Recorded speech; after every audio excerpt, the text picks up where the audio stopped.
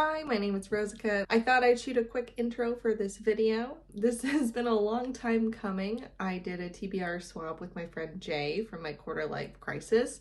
Her channel linked below. We gave each other about 6 books to read and we read them, and this is our summary of whether or not we liked them. The video is quite long, but it was too funny to cut, and we're essentially a podcast comedy routine. I hope you enjoy watching this little collab between us, the Bookend friends. And if you stick around to the very end of the video, you will see a small surprise preview. Enjoy! Okay, it is great. This does not feel like a good angle. Let's pause. Okay, it's happening. My hair looks like something. Knowing Rosa, because she's totally going to use this in an intro, so I wanted to give her some fun energy.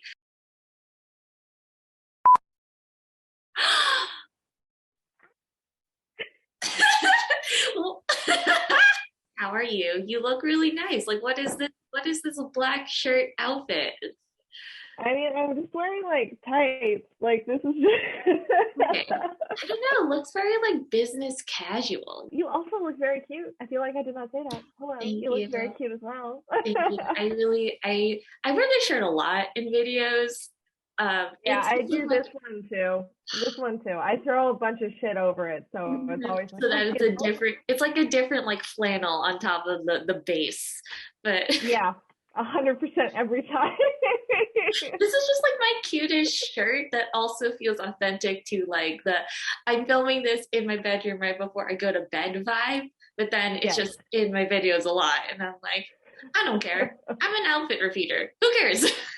I do too, and I do the same thing with my flannel. I'm like, if people can't accept me in the same flannel shirt that I've worn at least 6 times, why are you here? And like, let's be honest, they don't notice. They don't notice. They really don't notice. You're the only one who notices, because I now talk to you on a semi-regular basis. Okay, hello, how are you? Hello. I think we should go back and forth and choose the books that we want to go through, but can you please start, because my brain is not on right now. My brain is not on. Please, like, introduce us to the internet friends. So please take the wheel. I took the wheel last time, but I didn't do any prep work this time. And please take charge. Okay. I'm taking charge. My name is Rosica. I am a midnight reader. This is Jay. She is from my quarter life crisis. We swapped TBRs. It's been a while since we did this, because scheduling has been a real problem for our lives. But that was okay, because Jay and I have actually just been engaging in what I would call a slow burn friend dance in the meantime, where like it's escalated to like texting and then the occasional FaceTime video. So now we're friends and we're making that happen. So the content comes second. Yes. And also this like format of us having so much time pass and possibly forgetting details will probably work better in our favor, because otherwise we would have a 5-hour Zoom call. This is a very real problem, and dear viewers, Jay blocked 5 hours for this Zoom call. To be fair, I need 1 hour to drive to my brunch call. 4 hours. We are very long-winded people. We enjoy each other's company very much. I'm going to alter the format slightly, okay, because it will not work for my presentation, because the last time that we had a Zoom call, you fucking popped a PowerPoint presentation on me mid-book recommendation, and today I have a PowerPoint for you. I knew that you would have a PowerPoint. Which means your girl is going first. I will say that I did not spend as much time on my PowerPoint as I would normally spend on a PowerPoint, so I'm legitimately like a little bit nervous, because I feel like I'm about to present in front of the class.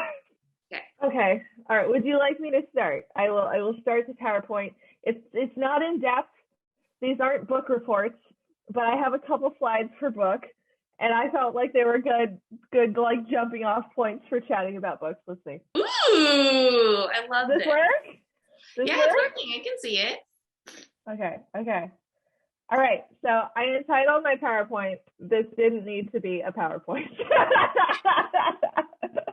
A PowerPoint presentation by me. So let's see. So first book was One to Watch by Kate Stayman-London. It's very classy.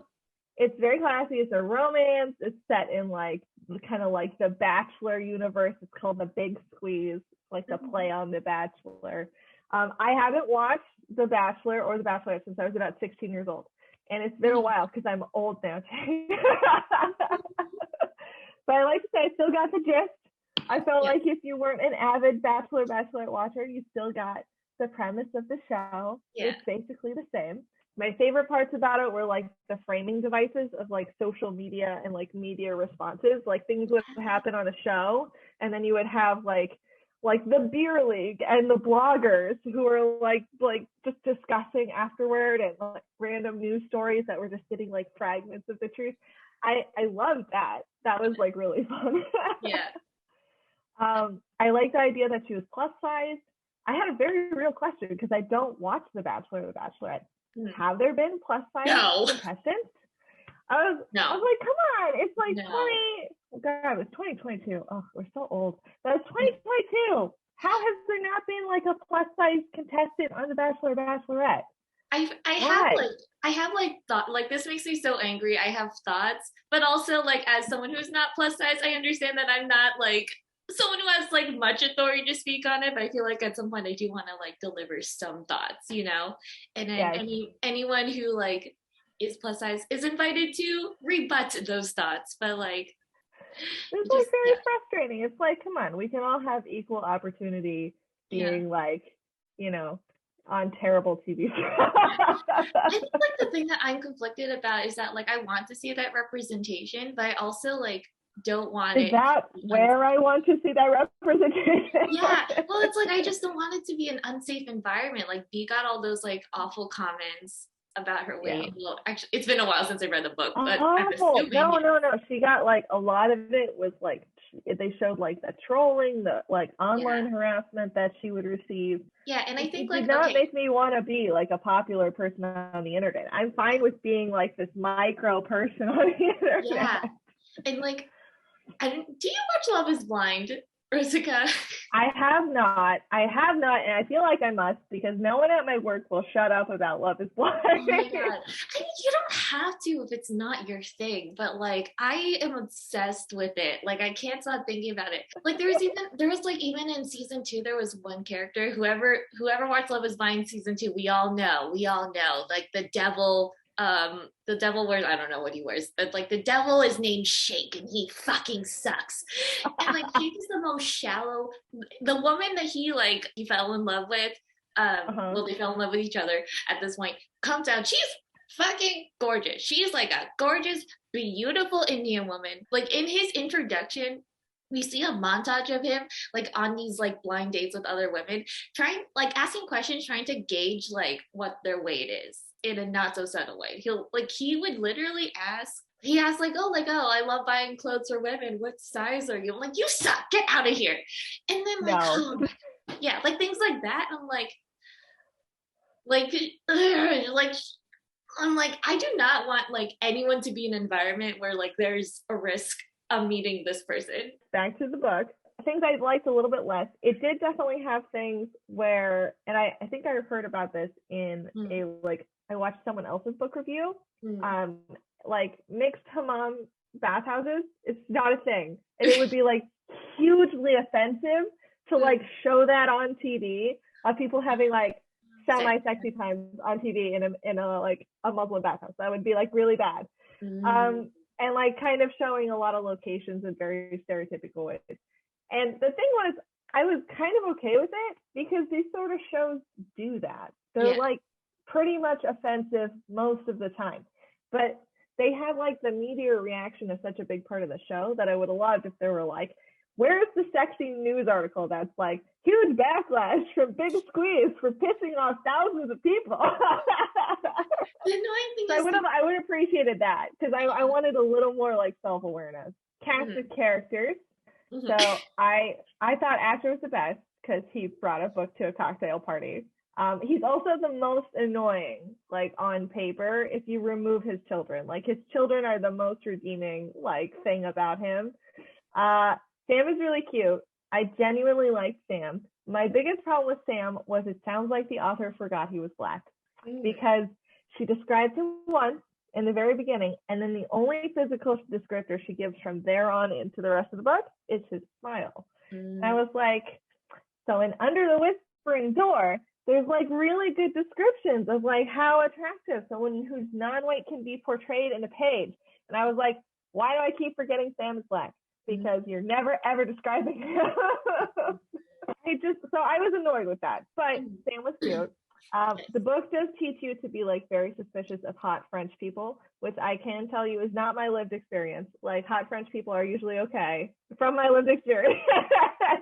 The hot French man turned out to be very leaning into some French stereotypes that may make you wary. I feel like he was every French stereotype. He was also a chef. Okay. It's like, all right. I actually genuinely liked Bea. Like, I liked her as a main character. I liked that she had, like you were kind of saying, like she had this like sort of bubbly, effervescent personality. She had all this like self-esteem, but only in a very controlled environment. When she was controlling her image, when she was like in like a non-public setting, and then as soon as like she's kind of shoved into this setting where she can't control, there's like all this self-doubt, and I just didn't enjoy being in her head. I loved her, but I didn't want to be in her head because it was not a nice place to be. It was like, oh, I just didn't like being in her head. So I think I wound up giving this, let's see, 4 stars. Cute ass rom-com. I liked it a lot. It needed a little more self-awareness to be like 5 stars.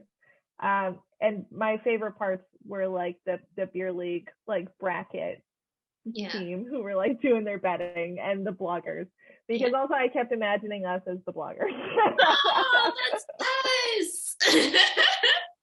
I really liked it. I'm fascinated by like reality TV show dating books. Okay, yes, to your thoughts on Asher, I thought he was annoying, but then like I was like, I'm gonna warm up to him. I know it. So I was like, I know that he's gonna grow on me. I did enjoy his apology in the Lockman where he curses a lot, so that way so that way Bea knows that his like apology is genuine. I did like that he's just like, I do not give a shit that I'm on TV. I don't care. I am not gonna play. I'm here to find love. I am not here to be on TV. Sam, I thought was delightful. It's been so long since I read the book that I can totally see that being your point. Like, I can totally see that. Yeah. Pro tip, like, I feel like just, like, don't describe, like, anyone's skin tone as a food. Because I think we're past it. I didn't mind, like, being in her head as much. Like, I also felt like because was so mistrusting of the show in the first place that I kind of really liked seeing her, like, be really uncomfortable, like being on camera at first and having to like the part where like her producer had to be like, you have to like actually fall in love with these people. She's like, because you're a terrible actress, like you were awful, you're awful at pretending you like that you it's not believable when you're acting. You have to try a little bit. You have to like let yourself like fall in love, and like I really like that. So I did genuinely like it. It was not like it was not the peak of rom-com for me, but it was like solid rom-com. I super enjoyed reading it. 4 stars is good. 4 stars is good. 4 stars is excellent. Like, I think there's only one book in here which is under 4 stars. But I will say to prep you in advance, that is specifically me in my brain. That has nothing to do with the quality of the book. All right, so we continue? Yes, let's continue. I'm excited. Continuing on. Okay, let's see. Okay. So, The Power by Naomi Alderman, which I would like to really call back to when I asked you to describe this book, you said, I was like, oh, that sounds like a dystopia. And you said, well, I don't really think it's a dystopia. Oh my fucking God. Yes, it is. It is. You're right. So the Power by Naomi Alderman is basically about like women sort of like have like, it's called like a skein or something. It's like a little organ, a vestigial organ that becomes like activated and then women basically have the ability to physically overpower men through like electrocution. Like we kind of have like, we grow a little electric eel organ, and it's I'm making it sound very like unrealistic, but it feels very realistic in the book. You're like, oh yeah, that totally, like that seems like it's gonna happen. I'm waiting for it. I can't wait. Yeah. And it's set very much in our like world here and now, so it feels really tangible. It feels like it's gonna happen. The way people react to like the change is very realistic. It's deeply, deeply disturbing. It has some truly excellent writing. Everything in the book is like a horrifying mirror of like everything that men have done to women, but like accelerated. Like they just poured all the fucking accelerant on the fire, and it all happened in like 10 years. There's like this archaeological framing device. I think I just like framing devices. So like I really like that, because they kept like looking back and being like, oh, in the historical record, here's this certain weapon that like women developed to like, you know, make their electricity more powerful against men, and like stuff like that. It was like cool. It kind of helped like make the book feel more grounded in reality. That's so cool. I forgot about that. I didn't realize that was there. Yeah, it's like at the start of I think almost every chapter they have like a sort of like, oh, this is the symbology of the time, and it was used in this. It's cool. My favorite character was the only dude in the book, and I was like, am I the drama? Like it's a book that's like 99% female, and I like the only dude. He's a really good character. I remember really liking his chapters. Maybe it's because he's like the minority now, and he's like the one not empowered, so it's like now we look to him more. Maybe that's what it is. He's the underdog. He's very much, he's not in power. He's just sort of, he moves from like being an observer to sort of just trying to survive. I also really like the girl who works for like the British mafia. Like she was cool. I can't remember like who this character was. It might not even have been a main character, but there's this one part in the book, it's early on. It was like this woman, she's in a business meeting, and she's kind of like having this reflection, like looking at these men in the room, and she's like realizing that she's not taking them seriously. She's like, fuck you people. And then she realized what it is. She's like realizing that I could kill you if I wanted to. Yeah. And like, and I was like, it was chilling, but also was like kind of hot. She is a main character. She's the political leader in the US. Like she gets elected to office, and like her daughter is the one who has like some problems with like being able to like electrify consistently, and she sort of like does everything to like stay in power. She is a piece of work. Well, you go, girl. I'm glad that you made it to political office. I love that for her. I'm a vengeful person. Like, you have no idea, Rosica. I mean, you probably do. I'm getting some idea, because there's some of the books I was like, these have a dark flavor. The writing was like 4.5 stars. Like, I don't think you could write this book any better. It was so good, but this was the book I rated 3 stars. Okay. Because it kept reminding me of Lord of the Flies, which is that like people are inherently bad and power corrupts absolutely, which I get it is the point of the book. But Jay, I hate Lord of the Flies.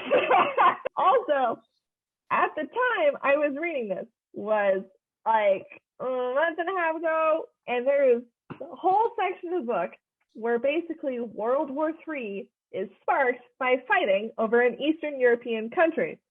And at the moment that was happening, this was not the best thing for my brain. That was unfortunate. How could I have known? I recommended this before. It was very bad timing to read this book. Yeah, it was very unfortunate, coincidentally. On a side note, something I was really pleased about, we both gave each other books on lightning powers. Yes, you did. Yes, which I read this and I was like, oh, that's kind of cool. We just like girls who shock other people. We love powerful women. We love powerful women. It was really interesting because I have not had this happen in a while, where I was like, this is written so well. This is such a good book. It's just not the book for me. So I see why a lot of people, I think, sort of reference this back to like The Handmaid's Tale, which I have not read personally, but like gender-based like dystopia, and I think you always kind of refer back to Handmaid's Tale, those sort of things. But I liked what I had to say about religion and power and politics. It was such a smart book. I loved like the last chapter, where you get this huge reveal. Fucking loved that. I thought it was amazing. Yeah, like the editors email back and forth, like that conversation. I don't remember what the last chapter was. Jay, the editor in the last chapter is writing as the author. Yes! The female editor is Naomi. So you know she's had this conversation on the other side. And holy shit, it was so good. It was so good. I love that last chapter. For context, everyone. Well, actually, no. Whoever's watching this better have read the book already. We can't spoil it. Yeah, we can't. I don't know. Can we spoil it? I think we can. Like, who's gonna watch this? Who's gonna watch this video? Like not prepared for spoilers. Okay. So plug your ears until we gesticulate like this again. Like if you don't want a spoiler. Okay. So go ahead, Jay. Okay. So like I think the beginning of the book starts with like a letter conversation between like some guy and his editor named Naomi, and then they go back and forth, and then at the end they're having a conversation, which is basically like Naomi being like, I really like this book. It's kind of wild, like, and almost like unrealistic to think that there was ever a world where men like were in control over women, which was just like such a great thing to say. Just such a great privilege. She also says something like men in the military sounded like a fetish. Like she said that it was like a fetish, like a fetishization fantasy. And the whole thing is like, she's the one in control. She's writing in a style that sounds extremely typically like what we would relate to as being male, because she's very like short, dismissive. The man who is the author of this book, which is fiction, is sort of like trying to like defend his art, defend his work. He's very apologetic. He's very like sort of like dismissive of anything, like any compliments. But man, I was like, you had this conversation. It's just your name was on the other side. Like this was a male editor in our current world. Yeah. And at the end, Naomi says like, it feels a little unrealistic. I don't know how well this book would do if it was published under your name. Perhaps you should use a female pseudonym. And what does he pick? Yep. Naomi Alderman. Oh, so good. So good. It's just so good. Oh yeah, it was like, if you don't want to be relegated to men's lit, because in our world, women's lit is niche and undervalued and doesn't sell well and is less literary. Love that part. So good. So we call the end of the spoilers? Okay, yes. Flag football. Who needs a graphic? Who needs graphics? You could just do this. Why put in an additional like chapter if we can just like why would we give you a timestamp to skip to? We're just gonna do this. Moving along, because we're not spending the whole 4 hours today. We're not doing it. Yes. We're on it. We learned from last time, dear viewers. We're on it. We're gonna go so fast, because before we tangented like no one's business. We're like, no, we are gonna be so on schedule. We're gonna be on schedule. Okay, third book is Darker Shade of Magic by V.E. Schwab. Is that how you pronounce her? Is that how you spell her name? I don't know. There's a C. So, hold on. Ready? Yeah. Thanks, Jay. So, I love this book. I want Kel's jacket. Give it to me immediately. It's like a fiction, fantasy story about essentially like a guy who can travel between worlds, but the worlds are like layered dimensions, which I love that imagery of them just kind of like laying on top of each other. And so he can pass through doorways, but you have to go through each world to get to the next doorway. I was like, you just explained dimensional travel in a way that was extremely simple to understand. I love it. I did listen to this on audiobook, and I gotta tell you, this had some of the worst accents that I've heard in an audiobook in a very long time. That's a bummer. So bad. I did not read the audiobooks. I have no reference for that. So that's unfortunate. I kind of want to insert like a video clip. I'll see if I can, because like he made the female lead like this aggressively bad Cockney accent. The Kel, he sort of gave like this very old sort of sounding voice where it's like, and I was like, is he like 20? Like, what is and this he was old like, I'm man? so weary of the world. And then like there's a really bad Russian accent for one of the villains, and I was like, oh my dude, you could have just read it. Like you could have just read the book. Why were we like doing accent practice? It was so bad, but it couldn't ruin it for me. At one point I was playing it aloud in the kitchen, and my husband came in and he was like, what on earth are you listening to? Because he's like, oh, hello, and then we went over there. I was like, I'm really sorry, but it's a very good book, and you're just going to have to stop it. So I can't in all seriousness recommend the audiobook, but the book was so good, it couldn't ruin the audiobook experience for me. I loved the magic. I loved the layering of the world. I loved like the use of color. I loved the pacing. Like it was so like such a good like adventure story. I kept imagining it as anime is the one thing I will say. Like I wanted it to be an anime. I think it would have translated really, really well. I can see that. I gave this 5 stars, hands down. Leave me alone with this book. This is the start of Jay problematically giving me the first book in the series to read. And I have no further rationale. I'm not justifying it. I love this book. It was amazing. It was right up my alley. Thank you for making me read it. It was so good. It is like the magic is so good. The action in it is so good. Also, bisexual male representation. Well, I mean, I don't know how good it is because he's also that character is also being portrayed as like kind of like a very sexually free person, which I know is a stereotype, but overall that character was fun. Yes to all the things. I'm so glad you liked it. Woots, woots, woots. It was amazing. This was such a good poll, and I'm really happy you gave it to me because I don't think I would have read it. I had a couple people who I followed who say they DNF'd it because they thought it was slow. And I was like, it's not slow. What fucking planet are you on? You're in the wrong dimension. You're in Grey London. Get you to Red London. I really want you to read the second book because I'm curious what you think about it, because I'm both conflicted about it, because the second book is kind of like filler. It feels like a filler book in between like the overall conflict, but at the same time it's really interesting. It's kind of like the equivalent of like Goblet of Fire to me. But it's really fun. Wait, yeah. You think Goblet of Fire is a filler book? Goblet of Fire is my second favorite Harry Potter book.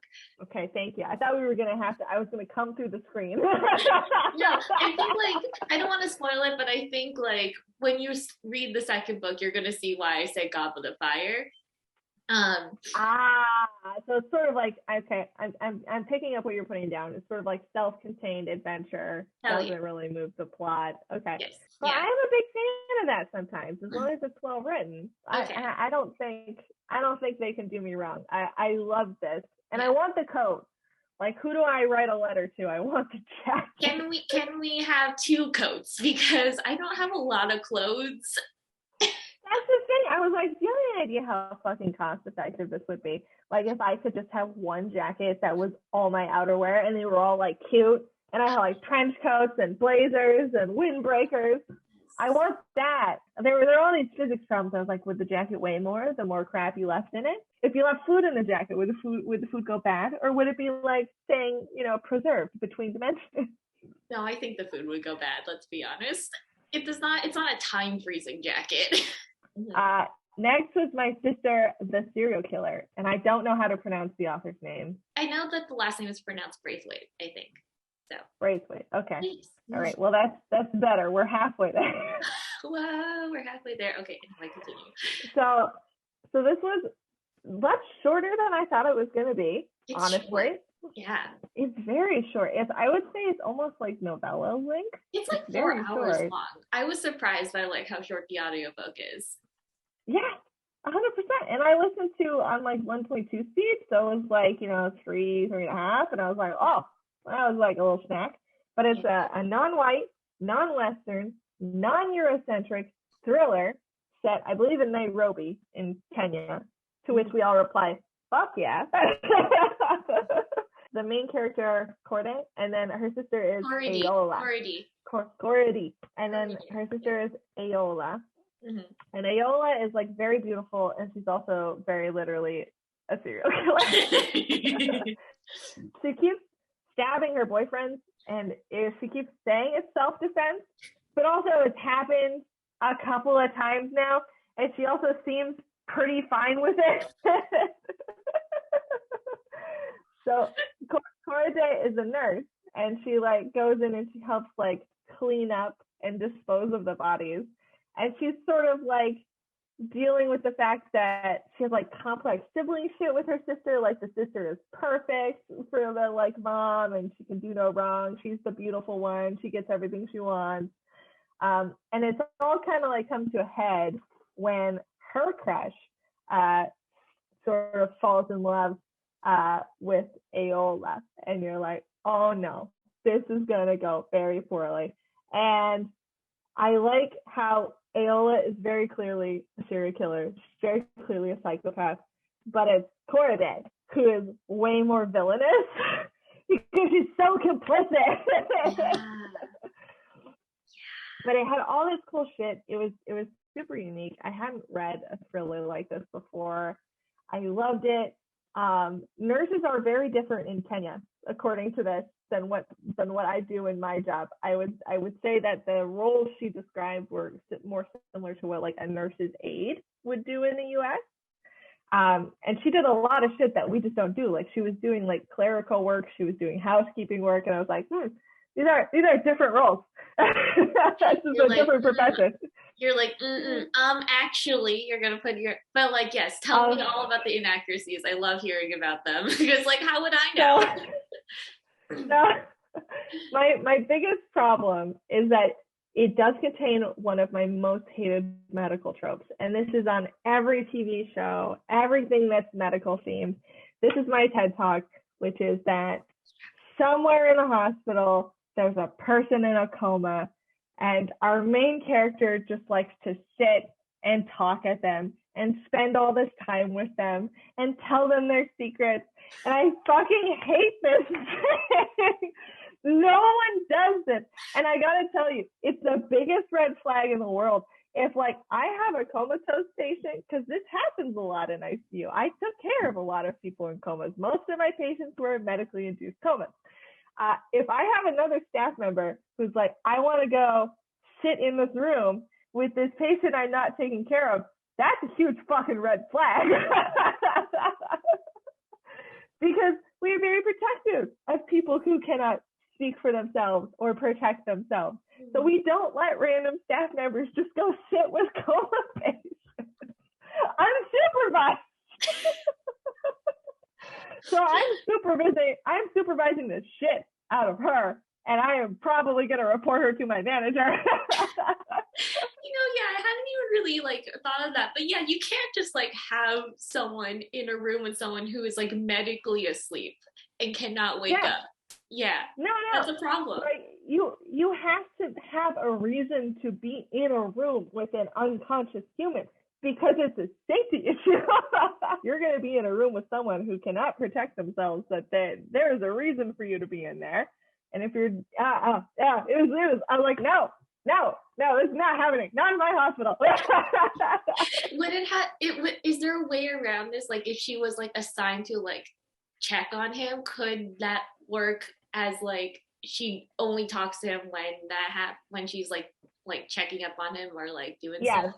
Okay. Yes, and I will tell you that it's fairly common, if you are a nurse who's assigned to a comatose patient, to talk to them, because it's encouraged, because people can still often remember voices and like snippets of things. It's all jumbled up because the meds and stuff make time difficult. But you talk to them. You're like, hey, it's 75 degrees outside today. I thought it was going to be cold, but it was warm. And then I had to roll up like my pants a little bit on the way to work because I was trying to get my ankles some vitamin D. Like, you just talk in the hopes that it makes it like more pleasant. So yes, had she been assigned to that patient, that would have made more sense. The fact that she would just randomly show up, and she specifically said that she was not the nurse for this patient. And I'm like, girl, you have a job. Get out. Also, there's not a lot of downtime. This is not, I don't get to just sit in rooms and chat with unconscious people. Like, I'm doing shit. I love when the patient wakes up, by the way, and he's like, oh, she's like, oh, like, do you remember anything that, like, you know, that would tell you about, and, you know, normal, blah, blah, blah, trying to be casual. It's like, oh, no, just like bits and pieces. Oh, yes, I do seem to remember that your sister is a serial killer. Iconic. It was accurate that he did not recognize her until she started talking, like, and then he like recognized her immediately. That has actually happened to me before. I have had patients come back and recognize me when I spoke, because they would go around and they'd have people talk because they would remember like someone's voice, like, it's going to be okay, you know, your family's here, they love you. Like, people will remember like the sound of a voice. So that was accurate. But yeah, I was annoyed. But yes, I mean, like, that's so great. I would never have thought of that. So I'm delighted by your TED Talk. Oh yes, I fucking love this book. I'm such a vengeful person that like I really enjoyed it. I love just like how unbothered Ayola is by killing people. She has no empathy. No, she has no empathy. She has no idea like what you're supposed to do. Like, Cora Day keeps saying things like, you can't just post on Instagram about how much you're enjoying your cooking. You can't go on a date with someone like 3 days after your boyfriend mysteriously disappeared. Yeah, like Cora and like Ayola's like, why? Like, I'm just cooking dinner. Like, it's like, no, it's just none of that. But man, I liked the ending. I thought it was a good twist. I liked how it's like more, I think, how it would actually happen in real life versus like a book ending that seems satisfying. I was like, oh no, I like this better. This is how it goes. 4.5 stars. It was a great thriller. It was one of the most unique things I've gotten to read in a while in the thriller genre. And just like in books in general, and I really genuinely loved it. I hope she does more of these, because she's an excellent author. We're going so fast. We have not tangented once. My favorite book. Oh, I'm so excited to talk about this. I'm excited. I cannot wait. Okay. Center. The Family Fang by Kevin Wilson. Okay. Can I give more? Wait, yes, because this is one of your favorite books. Yes. Okay. So I just want to give a preface for this book. I feel like Rosa and I like briefly talked about when I recommended to her, but like the reason why this book means a lot to me, it's really based on the circumstances in which I found it. I used to work I was an intern for my professor. She was like an artist. She was like a really like sophisticated art scholar, like art animation scholar. She worked in this artist studio, and like out in like this like main area was just like a giveaway section with a bunch of random crap. And like one day this book was in that pile of crap, and I picked it up, no questions asked, and I brought it home with me. And I didn't know if I was gonna like this book. It did not look like anything I was reading at the time. I read a lot of fantasy and dystopian. I read it, and like it was so odd. Like the story is so weird without like having any magical elements, and I just found it like so interesting and odd that like I was just obsessed with it. And there are just like some things in it, like over time I'm kind of like, all right, like it's not as good as I remember. It's a little bit more boring than I remember, or maybe it's just because I read it so many times and I'm like, yeah, right, I already know what happens, you know what I mean? right now it's like a book that kind of like is reflective of my quarter life crisis feels. It reminds me of a specific time in college, and it's also just like so frustrating because I've never met another person who's read this book, because why would you ever come across this, booktubers? Where would you find this book? It's so frustrating, and I am so glad that I am being the change that I want to see in the world. I am forcing people to read this book. I forced Camilla at Hasty Books to read this book. She did not love it, which was totally fine. I did not expect her to. I'm just glad that I got to talk about it with her. Rosica loved it. I feel really validated. We found Sassy Library Box also. Was that the one who commented? She said that like she had heard of it. Like she's like, oh, I've heard of all these books. I was like, does that include the family Fang? She's like, yes. I was like, so I am building the community. We are building the community of Family Fang. This is really the Family Fang fangirl fan club. What an amazing, the alliteration game is so strong with you. Okay, I'm so excited to talk about this book. I knew how excited you were going to be, so I made sure to put right on the very top, love this book, so you didn't have to wait. Let's see. It's like, so it's definitely like a character study for like the first half of the book. You've got like the two parents who are sort of performance artists, like disruptor sort of art. They're like disruptive art. Yes. And they have their kids participate, and that's Annie and Buster, and they call them Child A and Child B in art, which is just amazing. They really just put their children as props. It's hilarious. Oh my God. And it's so like the first half of the book is sort of split between flashbacks to them doing performance art as kids and then who they are now as adults. And it's like this very complex like family and like sibling sort of character study. And it's like the intersection of art, family, and dysfunction. Like that's where this book lives. Let's see, it gives me a little bit of like Captain Fantastic vibes. I don't know if you've seen that movie with like Viggo Mortensen. It gives me a little bit of that. And I really liked, like, I was like, I don't know what's happening, but I'm really enjoying it. This book also gave me like a desperate urge to own or make a potato gun, despite what happens with a potato gun in the story. For Child A and B, so Annie and Buster, it's like a portrait of like two adults. They're both struggling and depressed. One has all the trappings of success, and the other is like only checking boxes for like backward momentum. But they're both like depressed. They're both miserable people. Everyone in Annie's life is trying to use her. Everyone in Buster's life thinks he has no use. It's so good. It's so good. My favorite part of the flashbacks is Buster at the beauty pageant. Sorry, I read the second to last bullet point. The incest moment is indeed very mild, and it is kind of important to the plot. So I feel like it was relevant. It was a very Luke Leia moment. It was fine. Yeah. No. Tell me more about why you love the beauty pageant moment, because I did love it too. But like, tell me what you loved about it. I just like. So the context for this is basically the parents dress up like Buster like a girl. Yes. And they enter him like in a child beauty pageant. And then he's supposed to like do this whole, they have like a whole plan, like if he doesn't win, and a whole plan if he does win. Yeah. But the problem is that Buster genuinely wants to win. Like he gets invested, he gets like competitive, and he wants the tiara. And like there's this whole spiel, but it's like he does win the beauty pageant, and of course they add their disruption and art to it. But like his like desperation of just wanting to win something, even if it's for something that's like an artificial construct of beauty, he just wants to win it. He's just a kid. It's so cute. I know, he's like, I am loved. I am being cheered on. I am being seen as valued. The whole thing was that like they had all these like plans for like if he lost in the first round, if he like made it to the top 10, top 5, whatever.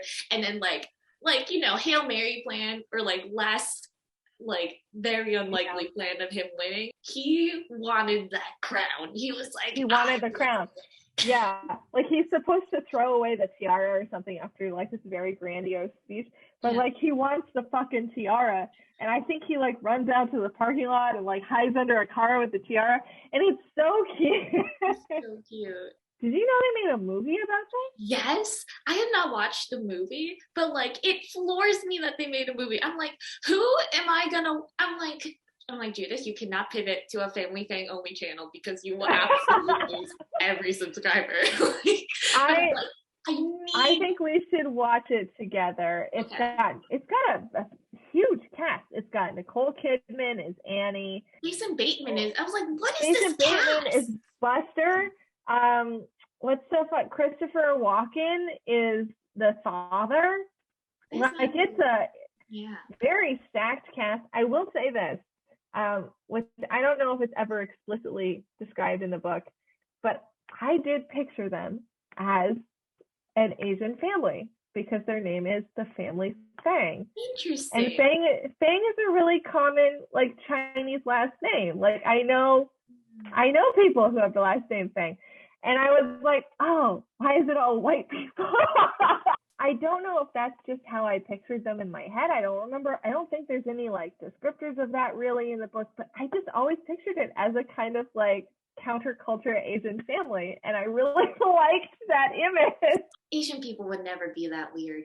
Or like, I shouldn't speak for all Asian people like that, but I'm like, I can't imagine like an Asian family in America making their money on like weird performance art with how many jokes there are about how all of us are nurses because our moms want us to have stable careers. I can't imagine that being a realistic narrative. But maybe we need to be the change we want to see in the world. I think this was just like my very polite misunderstanding of the like culture of the last name. So I was surprised when I saw the casting, but I also I was like, they really attracted a lot of big name like actors and actresses, probably because this feels like a very arty project. Yeah. Which leads me into my next point, which is it feels like art. What is this picture? Where did you find this? This is, do you know who this is? No.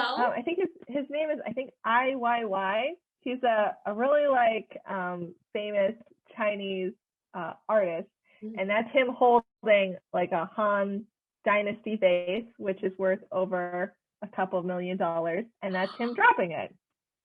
Oh my God.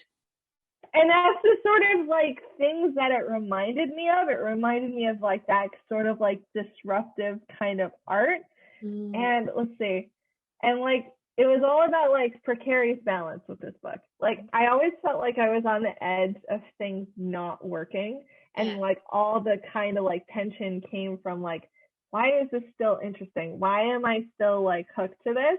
And I was like, because it's art. It feels like art. It feels like this thing that's slightly off balance and stacked too high, but it's the stacking of it that makes it sort of precarious and interesting. It felt like a book about art that was art, and I just loved it, and that's what I have to say on it.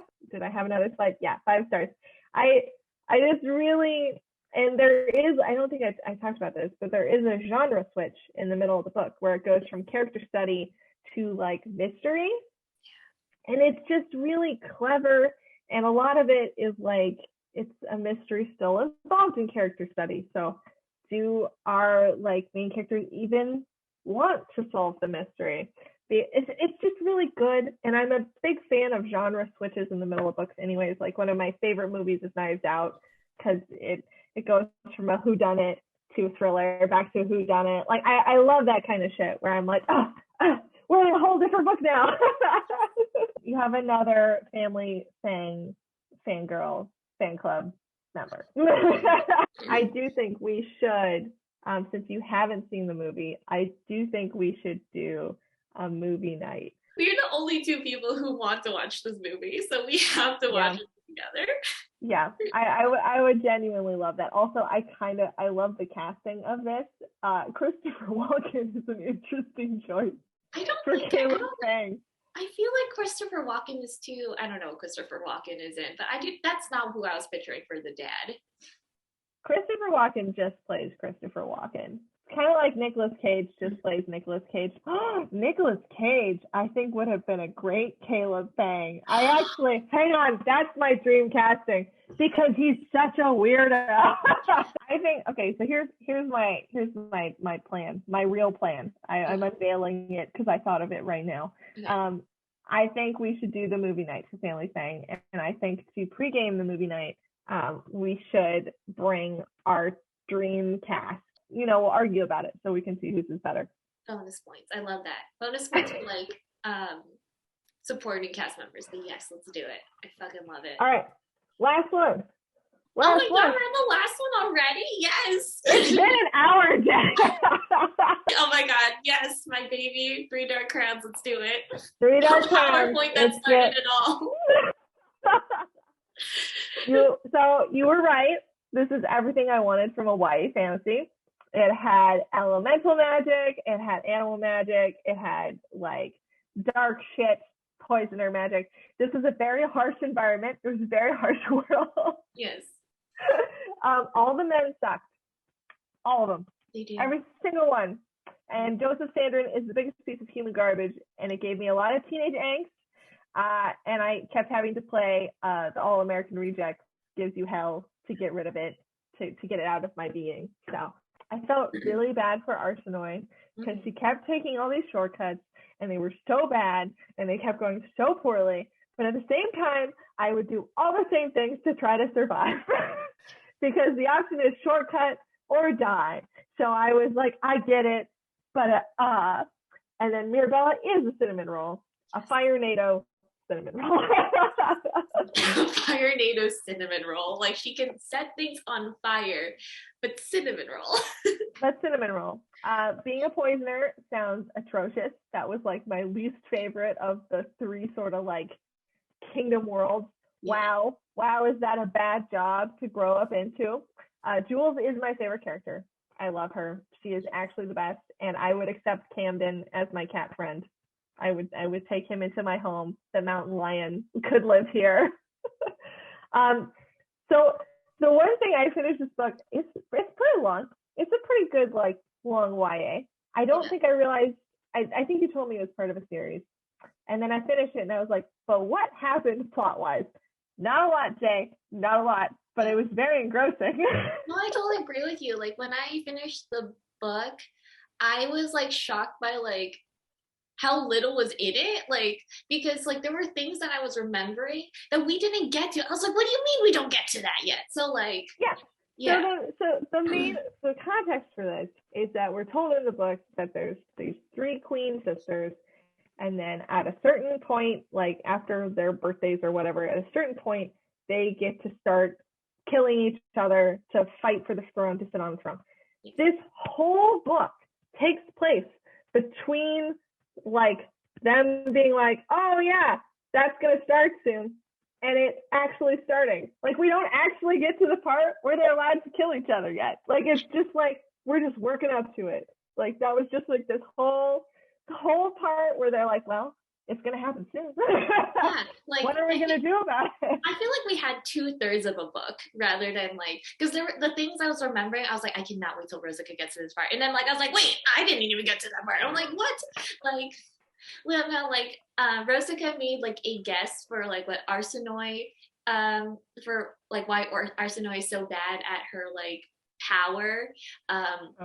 And you are correct. We didn't even get to that reveal in the book. I was like, what? I thought that was revealed in this book. It still didn't need to be a PowerPoint. Yes, it did. I feel like you were so concise. I feel like I should have made a PowerPoint too, because my thoughts are all over the place. We're going with unscripted J. We all know this unscripted J is a hit or miss. We'll see what happens. It's gonna be fine. But to wrap up this section, those were the 6 books you recommended to me. Yes. I loved pretty much all of them. Yes. And like the only one that I thought was just okay, I will fully acknowledge the writing on that was insanely good, and it's a genuinely like very good book. It just wasn't for me personally at that moment in my life. Oh, and I'm so stressed. I have like a very minimal thoughts on like some of these books. You have a whole PowerPoint. That might not be bad, because I thought the PowerPoint was gonna speed us up, but in reality, Jay, that took an hour of our time. So goodbye, dear viewers. Thank you for sticking around. Please check out, if you're here from my channel, please check out Miss J at My Quarter Life Crisis, because she is obviously hilarious and funny, and I adore her, and I have made her my friend. Thank you for watching our videos. They were both long. Please check out hers and yours, mine, whichever video this is. Yes. That was amazing, Jessica. You were so eloquent. Okay, and goodbye, everybody. We will see you in the future. Okay. Bye. Bye. Okay, and cut. Jay. Yes. This really isn't working for me. You know what? I agree with you. Yeah. Yes. Yeah, it's been coming for a while, I think. I think we gotta call it quits, and we gotta do what needs to be done. Yeah. You know, we have to move it. We are moving in different directions. We're moving in different directions. I think we need to move in the same direction.